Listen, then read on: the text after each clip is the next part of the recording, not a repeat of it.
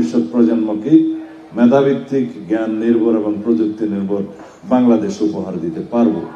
সময় লাগবে, সেজন্য আমরা পরিকল্পনা করেছি সেরকম শিক্ষা ব্যবস্থার মধ্য দিয়ে কিছু কর্মীর হাত আর কিছু মেধার বিকাশ, গবেষণার মাধ্যমে সেরকম শিক্ষা ব্যবস্থার পরিকল্পনা আমাদের 31 দফায় আছে এবং 31 দফার নির্যাসের ভিত্তিতে আমরা সেই পরিকল্পনাগুলো দেশবাসীর কাছে এই ভোটের ময়দানে নিয়ে যাচ্ছি।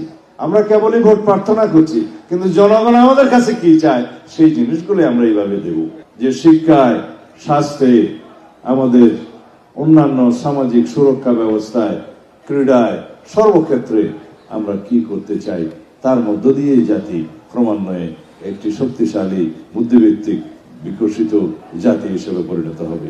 বিকাশ এবং বিনাশ দুইটা কথা আছে। আওয়ামী লীগ যেটা করে সেটা হচ্ছে বিনাশ, আমরা যেটা করতে চাই সেটা হচ্ছে বিকাশ। বিকশিত বাংলাদেশ, বুদ্ধিভিত্তিক বাংলাদেশ, আগামীর বাংলাদেশ।